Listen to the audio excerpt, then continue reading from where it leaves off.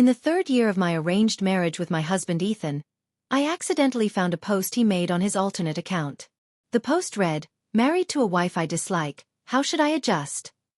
My heart sank, and I opened the post with a sour feeling, only to find his notes densely packed. How can someone be so foolish, crying when they can't win a game? What a nuisance. I ended up boosting her rank for her. How can an adult still have their card frozen by their parents, with spending restricted? Whatever, I transferred her 2 million, just consider it pocket money. She clings to me whenever I'm slightly nice to her, so naive, she wouldn't even know if she got sold someday. I wonder how she survived her earlier years, kicking the blankets off in her sleep, and I have to pick them up for her. Inside were all kinds of details about me. The comments below were all in a similar vein. Oh ho, picking up blankets. Who knows if you sneaked a sniff while doing it? Buddy, you call this dislike? I'd like some of that 2 million dislike. Bro, don't love her too much. And the latest comment on this post was Ethan's reply from 3 minutes ago. Where's the love? Never mind. You people wouldn't understand. I need to go soothe her to sleep now. Welcome to listen to my full sweet love series novel. I'm the blogger and I'm Twilight's novel. Now let's start the main story. Before going to bed that night, I unexpectedly stumbled upon Ethan's alternate account. I clicked into his profile with a calm expression, but my heart sank like lead when I saw the pinned post clearly. The glaring row of words stabbed into my heart like a knife. Married to a wife I dislike, how should I adjust after marriage? Ethan and I have been in an arranged marriage for 3 years now. The wife mentioned in his post refers to me. Over these 3 years of marriage, Ethan and I have always treated each other with respect. While I wouldn't call it love or affection, it shouldn't amount to dislike either. But humans seem to have a self-destructive streak. Even knowing it was clear malice, I still chose to open that post. Over 2,000 comments. He had been recording since before Ethan and I got married. His writing was detailed. Met the arranged marriage partner set up by the family today. She's so young, pushed into this too? Come on, I don't want to be a painless dad after marriage. My wife is not only small but also a bit ditzy. Tiny, but quite interesting. Not interesting at all. She actually got into another man's car after school. I'm so tall and big, can't she see me?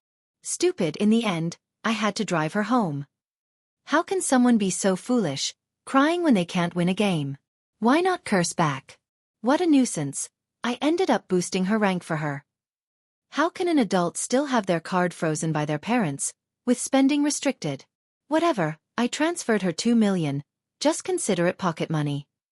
She clings to me whenever I'm slightly nice to her, so naive, she wouldn't even know if she got sold someday. I wonder how she survived her earlier years, kicking the blankets off in her sleep, and I have to pick them up for her. The more I read, the more something felt off. Is this really dislike? Apparently, I wasn't the only one who thought so. The comments under Ethan's post were all similar. Oh ho, picking up blankets. Who knows if you sneaked a sniff while doing it? Buddy, you call this dislike? I'd like some of that 2 million dislike. He fell in love the moment he said she was interesting, right? You dislike your wife? Give her to me. Sorry, I'm settling in here. Please post more. Bro, don't love her too much. And the latest comment on this post was Ethan's reply from 3 minutes ago. Where's the love? Never mind. You people wouldn't understand. I need to go soothe her to sleep now. Ethan and I entered this arranged marriage based on a decision made by our parents. The first time I met Ethan was already at our engagement banquet. Back then, he and I had a misunderstanding. Since we had never met before, and the photo my parents showed me for reference was of Ethan as a child, I didn't recognize him when he stood before me. Excuse me, could you move aside? I said softly to the well-dressed man in a suit standing in front of me. I'm running late. Hearing this, the man in front of me turned around. He stared straight at me without any intention of moving. So I added very quietly, could you please make way? The silence was first broken by Ethan's friends standing beside him. His friends laughed and patted Ethan on the shoulder. Young Master Ethan, your fiancé doesn't seem to recognize you. You two don't seem very familiar. Little miss, haven't you met Ethan before? Ethan, she looks so young. Admit it. You tricked her, didn't you? They joked, and at that moment, I grasped a crucial piece of information from their words. The person standing in front of me was Ethan, my future arranged marriage partner. Only then did I look up and truly see what the person I would marry looked like. Ethan was very handsome, with deep-set features that weren't too sharp, and a hint of youthful arrogance in his eyebrows and eyes. His shirt and trousers were impeccable, buttons done up all the way, exuding an undeniable nobility. Then let's get acquainted, Miss Luna, Ethan said, extending his hand to me. I'm your fiancé, Ethan. After that, perhaps afraid I might mistake him again, Ethan often came to my school to see me. At the time, I needed to commute due to health reasons, and Ethan made time to pick me up and drop me off. I also didn't want to trouble him, so I sometimes brought it up. Actually, you could just send the driver uncle, I said, glancing at Ethan in the driver's seat. You don't need to come in person every time. Ethan glanced at me, seemingly complaining. I'm afraid if I don't come, you'll get into the wrong car. My face instantly burned red. Last time Ethan came to pick me up, he found it too noisy outside, so he waited in the car. But coincidentally, parked not far from his car was one that looked almost identical to the one Ethan drove. Without thinking much, I opened the door and got in. It wasn't until the car started moving that the driver realized something was wrong and dropped me off midway. When I looked back, I saw Ethan following behind me in his car, having tailed me for a while. This time, he got out of the car, and I could recognize him. The first snow of winter drifted between us, and Ethan just looked at me silently through the snow. Stupid. That was probably what his lips formed. I can recognize you now, I said to Ethan. I remember your license plate now. I won't get it wrong. Ethan chuckled. Then you're amazing, finally able to remember something about me. I listened, silently lowering my head. I'm not stupid to begin with. Later, Ethan and I got married as arranged by our families. After marriage, although Ethan never said he loved me, he always showed up when I was in trouble. I naively thought that even if he didn't like me, he couldn't possibly dislike me. But now, seeing that post, I realized. Was it because he found me annoying and troublesome that he treated me that way? Doing everything for me was simpler and more convenient for him than watching me struggle. Looking at that post, I retreated into my shell again, as I always had. Thankfully. The arranged marriage is only for 3 years. It's not too late to realize this. At that time, Ethan had just showered. He dried his slightly damp hair with a towel, tossed his phone onto the bedside table after replying to the post, and climbed into bed. Going to sleep now, Luna? Ethan asked with his usual concern. Do you need me to pat you to sleep? But looking at him, my eyes reddened. I couldn't control my emotions and choked up asking, Ethan, do you dislike me? Ethan seemed surprised by my question, but his main emotion at that moment was probably panic. He stammered for the first time. I shook my head at him, as if comforting him. It's okay, the 3 years are almost up. I won't delay your 4th year. Ethan, do you want to divorce me? At that moment, the moonlight shone in calmly. Ethan looked at me, his brow furrowing with what seemed like heartache. No, Ethan said with unexpected firmness. I don't want to divorce you. I looked at Ethan with grievance, falling even deeper into silence. The one who said he disliked me in the post was him, and the one now nervously saying he doesn't want a divorce is also him. What exactly does he want me to do? Ethan is good. At least that's what I think. I just don't want to be disliked any longer by someone who is kind to me. When I'm sad, my brows unconsciously furrow. Ethan's hand gently smoothed over my forehead, easing the wrinkles. Baby Luna. Ethan often calls me that when soothing me or helping me. He affectionately nuzzled my cheek. Don't frown. He skillfully wrapped his arms around me, soothing me stroke by stroke.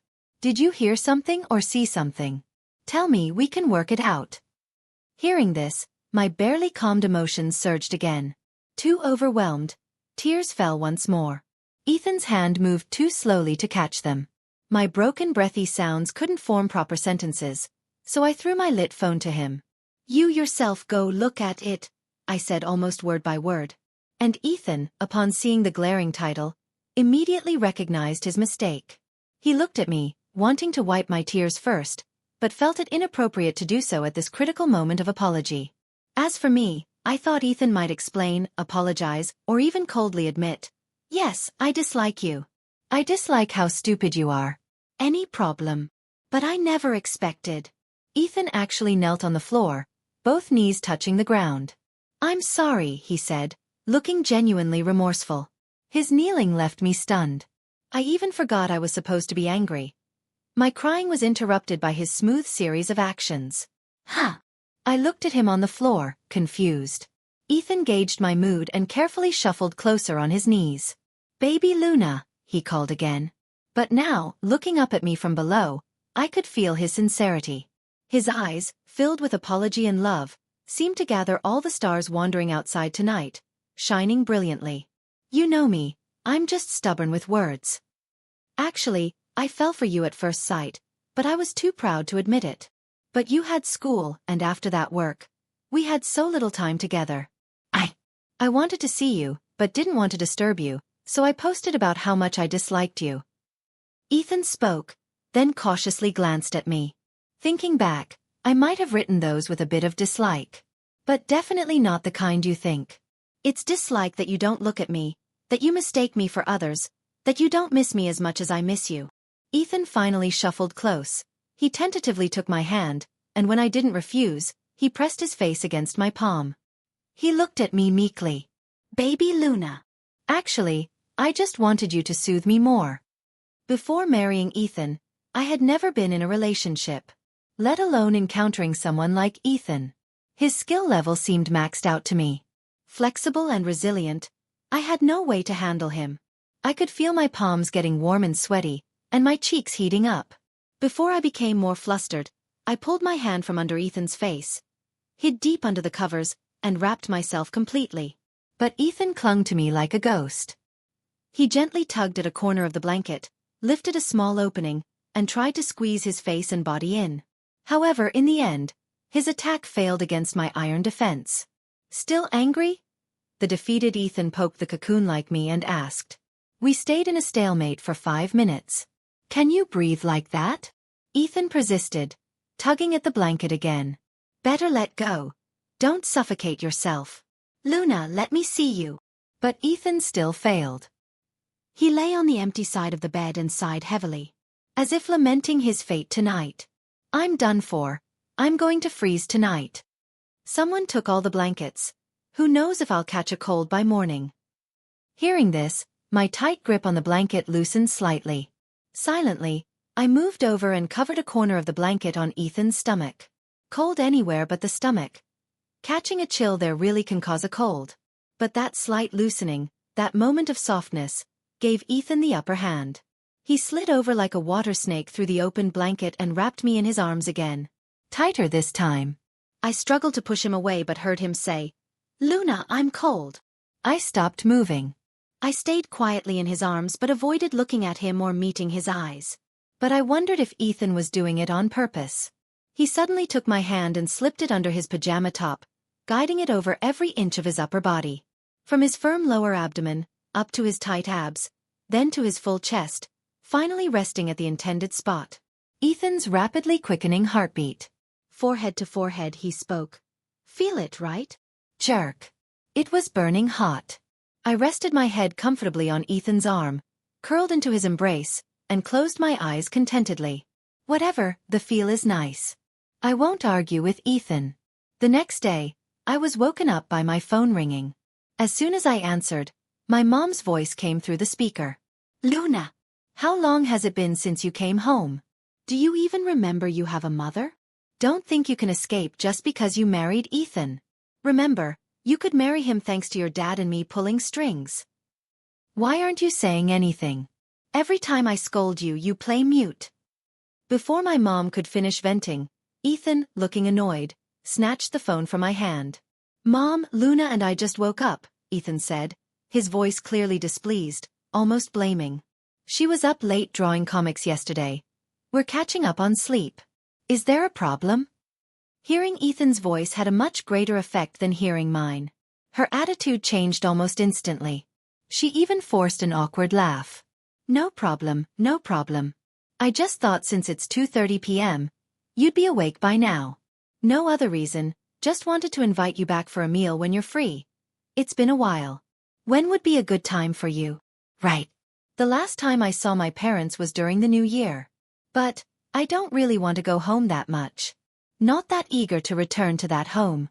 Ethan listened to her, seemingly at the limit of his patience, then replied as if giving an order. In 2 hours. After delivering this, he hung up without waiting for a response. As I reached to take my phone back, I saw him flip it over and set it aside, then block my way by burying his face in my neck, nuzzling repeatedly as if venting his morning grumpiness. But soon, that wasn't enough for him. He pushed me down playfully but still mindful, leaning over me.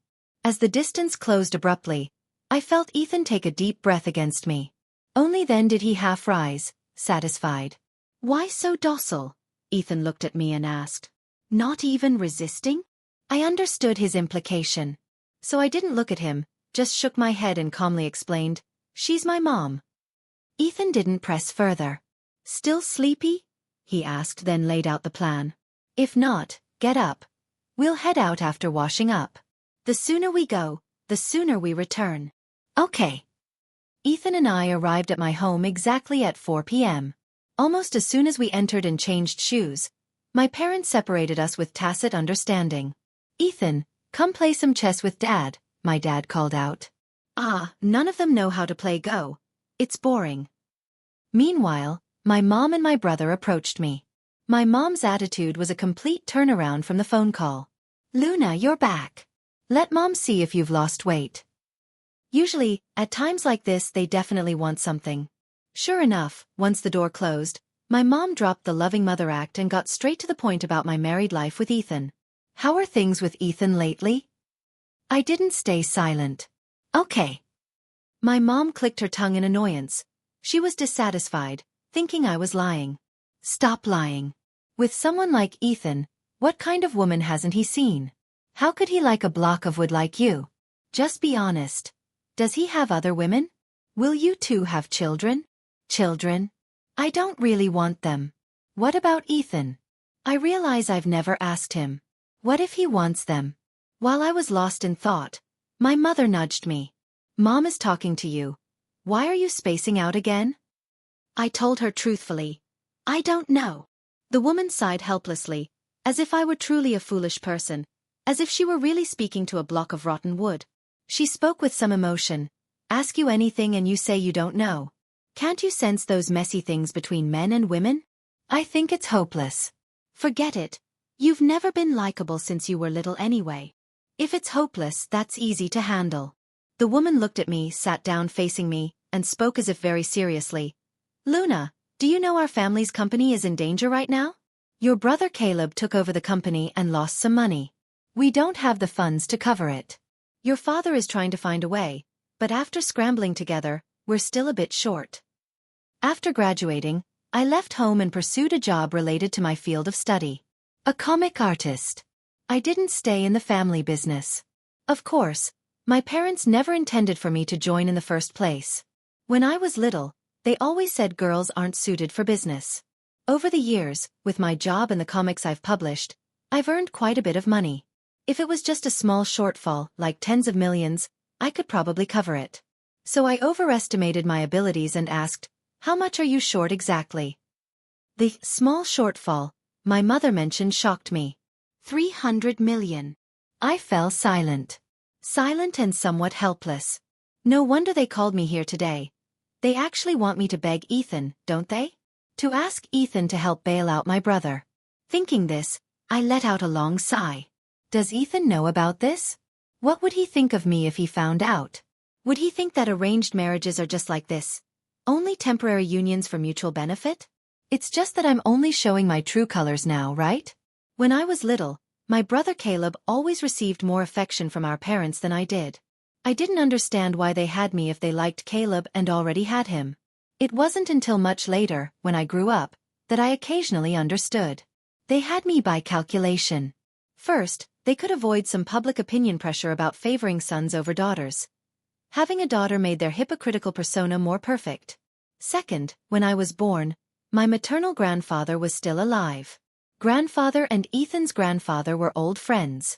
Ethan's mother's fondness for daughters is well known in their circle, She even went to the temple back then specifically to pray for a daughter, but unfortunately got Ethan instead.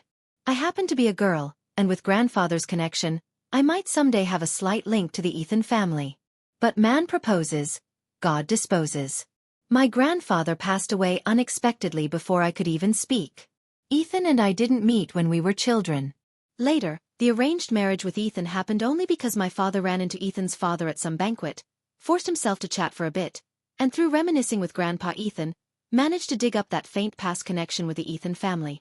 When Ethan's mother saw me, she said she liked me a lot, praised me for being pretty and having nice hands, but more importantly, I was very obedient.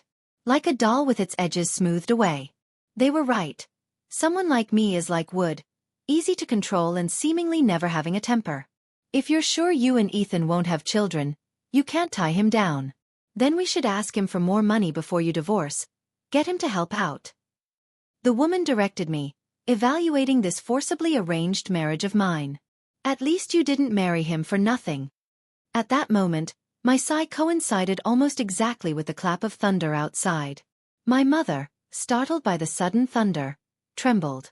Even though she was scared herself, her first instinct was to check on my brother Caleb. Only after seeing he was fine did she complain. What thunder? The sun is still out, and it's thundering. I looked at my mother calmly, as if looking at a stranger. Perhaps from the very beginning, I was the closest stranger in this family. They only remember me when they need something. I was born to help them complete that perfect persona. My growing up was to be a ready second choice for them to pick from. In this family, I am not a person.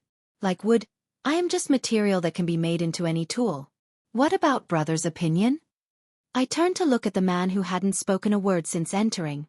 Does brother also hope to rely on my marriage to help you out? Caleb said nothing. I laughed self-deprecatingly, not surprised. He has always been like this. Never says he wants it, never says he doesn't, but always tacitly accepts the benefits I and the family bring him. If things really go wrong and our parents blame him, he can shirk responsibility by saying, I never asked you to help me. His life is so simple. Silently, I thought about how to escape gracefully when I saw my phone light up with a message from Ethan. Ethan, when are you coming down? I want to go home for dinner. Ethan, Auntie just sent me a photo. It looks like there's boiled fish, which you like. Ethan. Image.jpg. I glanced at them, then went downstairs without any attachment. Let's talk later. I'm going home. I walked quickly and urgently. My mother couldn't catch me, and my brother certainly wouldn't try. Once downstairs, hiding behind Ethan, my mother couldn't say much more. After all, in front of outsiders, she is Mrs. Sure who loves both children equally. If it got out that she used her daughter's marriage for money to cover her son's mess, wouldn't her carefully maintained persona collapse? And who is Ethan? Our family might need to ask him for favors later. How would she dare offend him? The look my mother gave me held a trace of blame, but perhaps it was more resentment. Resentment that I was no longer under her control. Perhaps in that moment, she regretted marrying me off to Ethan. If she had married me to a less prominent family, she might still have been able to control me. But she was wrong. Whether I married Ethan or not, once I left home, I would no longer be under their control. The next second, Ethan happened to take my hand and walk toward the door without saving face. Let's go, President Sure. The atmosphere in the car was quiet. Ethan specifically put on some soothing music. Feeling wronged? Ethan asked while driving, glancing at me with the corner of his eye at a red light. Your face is all scrunched up. You're not really a piece of wood that came to life, are you? I looked at him, shook my head, and denied it. No, I'm not. Your father was with me downstairs, your mother and brother were upstairs. Of course they separated us to discuss something. This wasn't just about inviting you back for a meal. Ethan comforted me. Nothing to feel wronged about. I probably know what your mother said to you. At that moment, I felt like a clown whose all disguises had been pierced. I was utterly ashamed. It felt like my ugliest side was completely exposed under the sunlight in front of a very pure person, with no cover, the harsh sun mercilessly baking every inch of my tattered skin. I wanted to hide it, but was still discovered. Sorry, I didn't agree. Ethan said, gauging my emotions. Will you blame me? I still shook my head. No.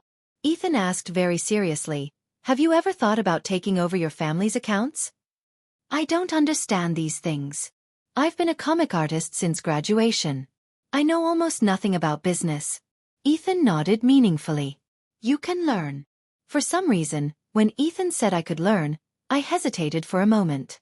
When I was 18, I wanted to get involved in a bit of the family business, but no one agreed. Over time, those thoughts faded from my mind. Now I'm 24. Saying I have no ambition at all would be a lie. But in the end, I still shook my head and refused. It's not necessary. That would mean I need to compete with Caleb for that nearly bankrupt company. I'd have to face the Schur family constantly. I'd rather leave that family that always tries to control me as soon as possible. But when I looked up into the rearview mirror, I realized Ethan was also watching me through it. He looked at me with a hint of a smile. "Hesitating means you want it too, right? Don't you want to see how far you can go on your own?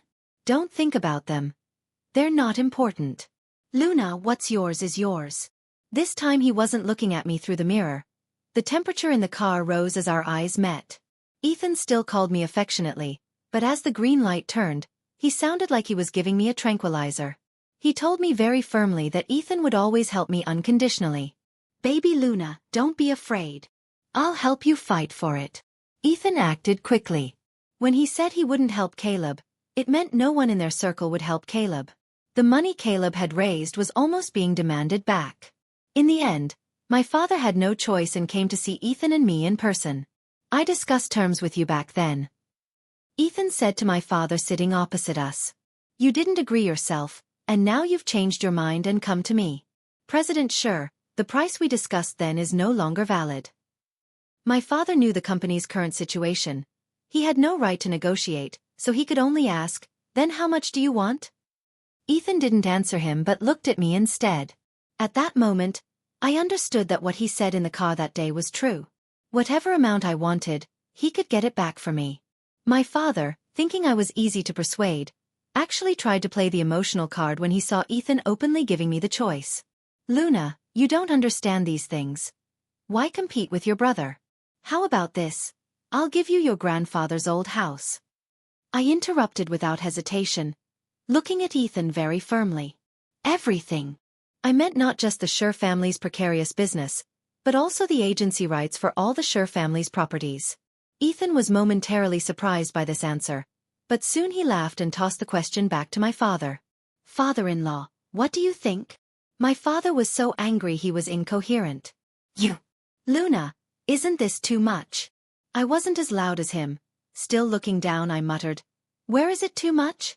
I'm your and Mom's child too. Brother didn't do well, so I'm taking over for him. What's the problem? I'm not snatching it from the start." "Luna!" my father shouted, as if to scold me like when I was little. "Think carefully. Ethan is helping you now because you're not divorced yet. If he divorces you in the future, you'll have to split half of both your and the Schur family's assets with him. He doesn't care for the Schur family's little assets." I talked back to my father very quietly. Even if we divorce, the Schur family might end up with more. "You!" Before my father could say more, Ethan interrupted. "Father-in-law, you came with sincerity, right? It seems we can't reach an agreement this time either. But let me remind you, if the Schur family situation worsens and you come to me again next time, I'll have to raise the price. After all, no one wants to lose money, right?" My father thought it over and finally relented. "Fine." Only then did I stand up and reach out to Ethan beside me. He looked at me, raising an eyebrow in surprise, but quickly placed his hand in my palm, then interlaced our fingers. Holding Ethan's hand, I walked toward the room without seeing my father out further. "See yourself out, Dad." Just as Ethan and I turned the corner, my father, as if realizing something, suddenly called out to us. He was still thinking about Caleb's future. "Luna, no matter what happens, don't make things difficult for Caleb in the future. He is, after all, your brother." But I didn't catch the second half of his sentence. Ethan completely covered my ears and eyes. Before he let go, I faintly heard him say discontentedly, "Don't listen to him. Our Luna can do whatever she wants." "What brother? I'm your husband. I'm 24. At this age, saying I have no ambition is a lie. It's just that before 24, my ambition was never acknowledged. I never thought the first person to notice this side of me would be someone unrelated by blood. Still say you don't know business? He pinched my cheek. Driving such a hard bargain. I let him pinch it without resisting. Actually, he already expected you to say that when he came. It's just that I was the one who brought it up, so he was surprised. Surprised that I would compete with my brother, surprised by my ambition, and even more surprised that despite their concessions, I still defied their orders. They always describe me as wood. I never minded. Because I always thought there's nothing wrong with wood. When it meets fire, it can burn longer and brighter. When it meets water, it can become someone's lifeline. It's such a good thing. Do you also think I asked for too much? I retorted discontentedly. Where is it too much? Not at all. Ethan said with strong survival instinct. Our Luna can ask me for even more. If you were bolder with me, I'd be very happy. Bolder.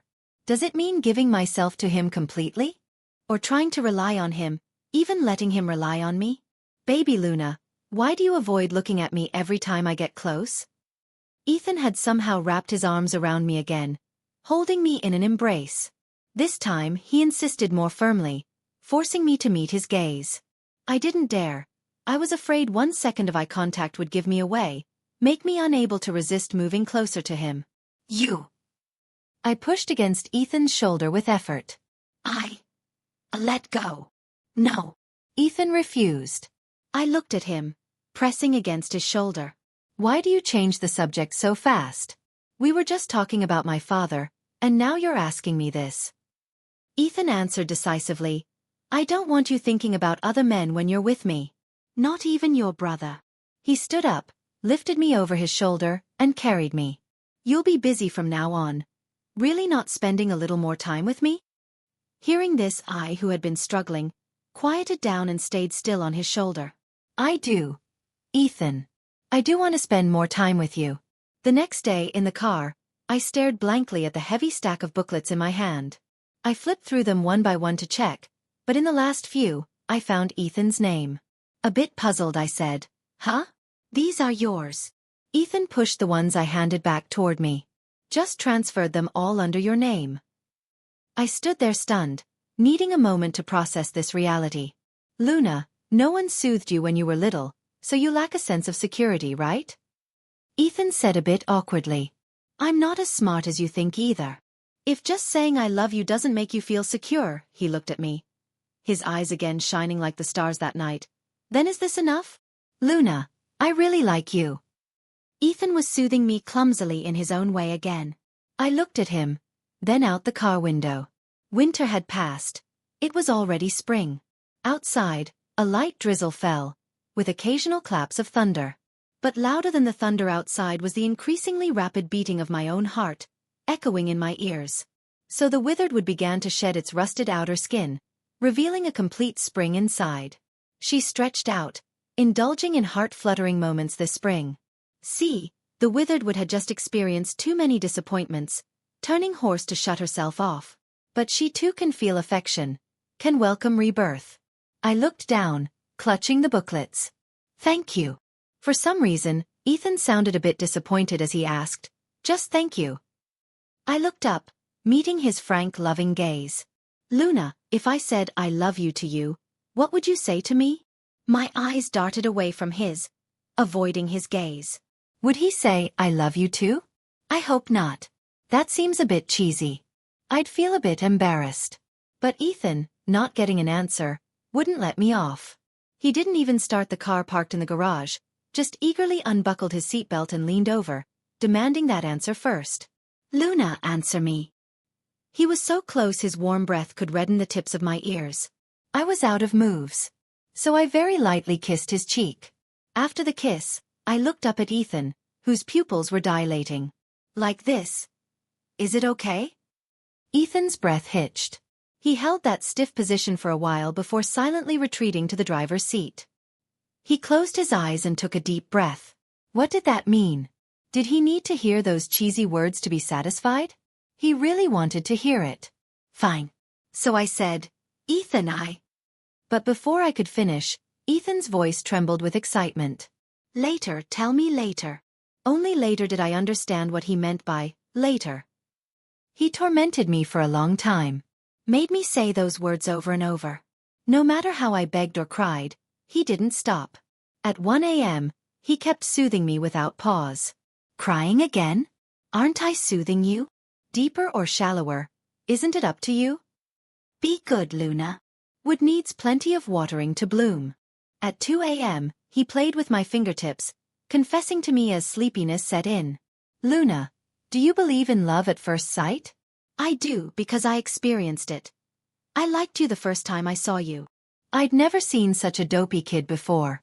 Though a little absent-minded, there was no confusion in your eyes. Luna, I'm a few years older than you. Will you always like me? I don't care. You have to always like me. If you don't, I have my ways. He murmured intermittently in my ear as I drifted in and out of sleep. In my hazy state, I could feel him pouncing again. By 3 a.m., when I was drowsy, the post on Ethan's alternate account topped the headlines again. So troubled. My wife kept crying just now, muttering I love you over and over, and wouldn't stop. In the end, she was too exhausted and passed out before it ended. Sigh, what can I do? No choice. She's so act coquettishly, I guess I'm stuck with her for life. The comments below were, as always, similar. But more and more people were commenting. Dude, who asked? I opened the post happily at 3 a.m., and this is what you show me. Bro, not satisfied at this hour. Mystery solved. Just here to show off. Ha. What can I do? Just say you want to do it directly. I give up. I thought this was a vent post when I clicked, but got a mouthful of PDA'd. Binged it overnight. Result. Still hungry. Any other similar posts to binge? Sis, the one next door about the young lady's sugar daddy having an emotional breakdown being kept is also super funny. Go check it out. At 5 a.m., while I was already asleep, Ethan secretly opened that post, contentedly looking at the comments, and changed the provocative title. He changed it to Wooden Baby. Be happy forever.